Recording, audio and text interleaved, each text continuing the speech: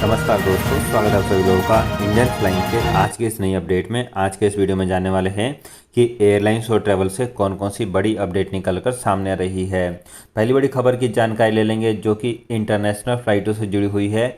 आपको बता दें कि ओमिक्रॉन के खतरे को देखते हुए इस समय दुनिया भर की एयरलाइंस कंपनियां अपनी फ़्लाइटों को कैंसिल कर रही है। इस वक्त की खबर के अनुसार अब तक टोटल 5,700 यानी कि 5700 फ्लाइटें पूरी दुनिया में कैंसिल की जा चुकी हैं। फ्रेंड्स, आपको बता दें कि इनमें से ज़्यादातर फ़्लाइटें जो कैंसिल की गई हैं वो अमेरिका और यूरोप जैसे देशों में की गई हैं। इसके अलावा फ्रेंड्स, अगली बड़ी जो खबर सामने आ रही है उसके अनुसार बीते कल प्रधानमंत्री नरेंद्र मोदी ने फिर दोबारा से देश को संबोधन किया है और उसमें उन्होंने कई बड़ी अनाउंसमेंट किया है, जिसमें एक सबसे बड़ी अनाउंसमेंट है कि अब छोटे बच्चों को भी वैक्सीन लगनी शुरू हो रही है। आपको बता दें कि यहाँ पर भारत की वैक्सीन जिसका नाम कोवैक्सीन है उसको छोटे बच्चों के लिए अप्रूव कर दिया गया है और 3 जनवरी के बाद अब छोटे बच्चों को कोवैक्सीन लगानी शुरू कर दी जाएगी। इसके अलावा यहाँ पर पीएम मोदी ने नोजल वैक्सीन और डीएनए वैक्सीन के बारे में भी बताया है और इसके बारे में उन्होंने जानकारी दी है कि इस तरीके की वैक्सीन के ऊपर काम चल रहा है और बहुत ही जल्दी इस तरीके की वैक्सीन भी भारत के लोगों के लिए शुरू कर दी जाएगी। इसके अलावा यहाँ पर एक और बड़ी जानकारी उन्होंने शेयर करी है जिसमें बताया है कि ऐसे लोग जिनकी उम्र ज़्यादा है या फिर जो ज़्यादा बीमार रहते हैं या फिर कोई अपने डॉक्टर से सर्टिफिकेट लेकर आता है उसको भी अब बूस्टर डोज लगाई जाएगी। जी हाँ दोस्तों, यहाँ पर भारत में बूस्टर डोज की भी शुरुआत की जा रही है, लेकिन इसकी शुरुआत जो है वो 10 जनवरी से शुरू कर दी जाएगी। 10 जनवरी के बाद भारत में जिनकी भी उम्र 60 साल से अधिक है, बीमार लोग हैं, उन सभी लोगों को बूस्टर डोज लगनी शुरू हो जाएगी। अगली बड़ी खबर के अनुसार वियतनाम और जापान के बीच में फिर दोबारा से फ़्लाइटों की शुरुआत की जा रही है। ये फ़्लाइटों की शुरुआत 1 जनवरी से शुरू हो जाएगी, जिसमें वियतनाम की एयरलाइंस कंपनी जापान में सप्ताह में 3 फ़्लाइटों को ऑपरेट करेगी। वहीं जापान की एयरलाइंस वियतनाम में सप्ताह में 4 फ़्लाइटों को ऑपरेट करने वाली है। अगली खबर की जानकारी यहाँ पर दुबई जाने वाले लोगों के लिए जान लेते हैं। आपको बता दें कि यदि आप इस समय भारत में हैं और दुबई के लिए ट्रैवल करके जाना चाहते हैं तो इसकी टिकट आपको तकरीबन 25,000 से लेकर 30,000 के बीच में पड़ जाएगी। वहीं यदि आप दुबई में हैं और भारत आना चाहते हैं तो इसकी टिकट काफ़ी सस्ती हो गई है।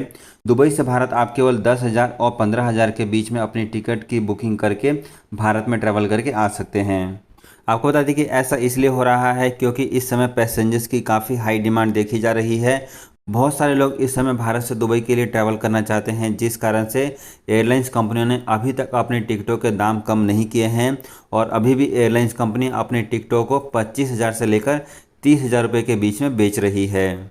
इसके अलावा फ्रेंड्स, एक सर्वे के अनुसार ये पता लगा है कि भारत में तकरीबन 58% लोग ऐसे हैं जो कि अगले 3 महीने में फ़्लाइटों से ट्रैवल करने वाले हैं।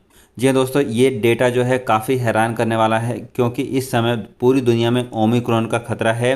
भारत में भी लॉकडाउन लगाया जा रहा है, ट्रैवल को लेकर यहाँ पर रिस्ट्रिक्शन लगाया जा रहा है, लेकिन इसके बावजूद भी जो सर्वे किया गया है उसमें ये पता लगा है कि तकरीबन 58% भारतीय ऐसे हैं जो कि ऐसे हालात में भी यानी कि अगले 3 महीने में भी अपना ट्रैवल करना चाहते हैं।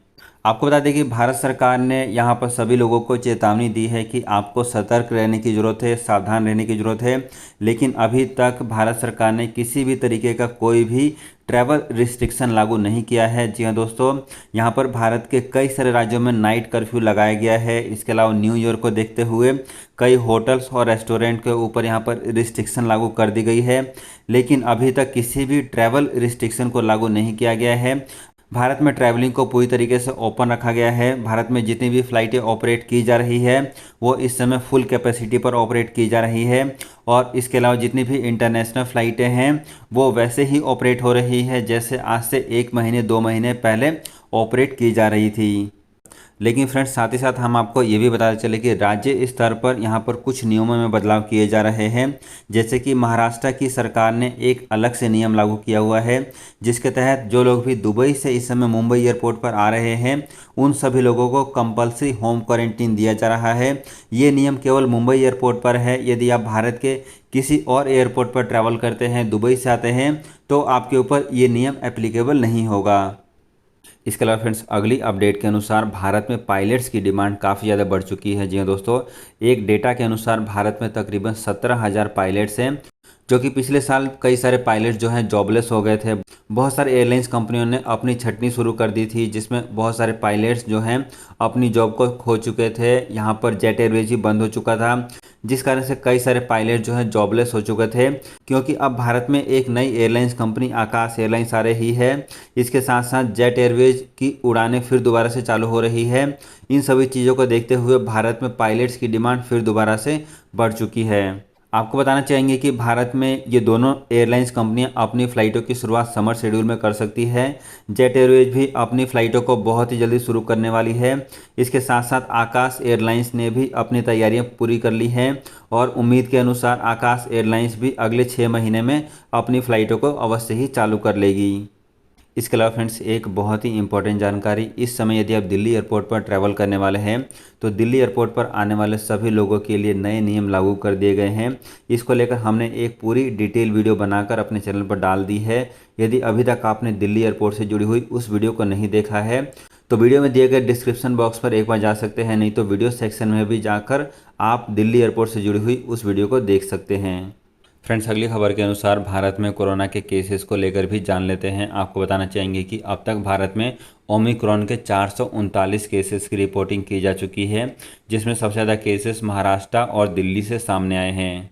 लेकिन फ्रेंड्स हम यहाँ पर आपको बताते चले कि अभी भी भारत में रोज़ाना बेसिस पर कोरोना वायरस के केसेस में बढ़ोतरी नहीं देखी जा रही है। भारत में टोटल पिछले 24 घंटे में केवल 7,000 ही नए कोरोना वायरस के केसेस रिपोर्ट किए गए हैं। लेकिन वहीं दुनिया के कई दूसरे देश ऐसे हैं जहां पर कोरोना वायरस के केसेस में लगातार बढ़ोतरी देखी जा रही है, जिसमें चाइना का नाम सामने आ रहा है। चाइना में अब तक का सबसे ज़्यादा कोरोना वायरस के केसेस की रिपोर्टिंग की जा रही है। इसके साथ साथ यूरोप के कई सारे देश हैं जहां पर अब तक का सबसे ज़्यादा कोरोना वायरस के केसेस उन सभी देशों से रिपोर्ट किए जा रहे हैं।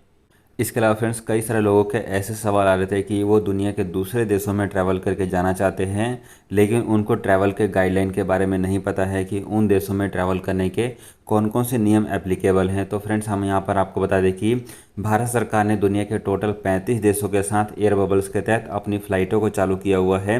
यदि आप उन 35 देशों में ट्रैवल करना चाहते हैं, उनके नियम जानना चाहते हैं, तो उसका लिंक हम आपको वीडियो के डिस्क्रिप्शन बॉक्स में दे देंगे, जहाँ पर आप सिविल एविएशन की वेबसाइट पर जाकर इसकी पूरी जानकारी ले सकते हैं। लेकिन हम आपको बता दें कि ये जो भी जानकारी मिनिस्ट्री ऑफ सिविल एविएशन ने अपडेट करी है, ये ऑलमोस्ट 6 महीने 1 साल पुरानी है। आप यदि लेटेस्ट अपडेट जानना चाहते हैं तो एक बार एयरलाइंस कंपनी से संपर्क कर लें।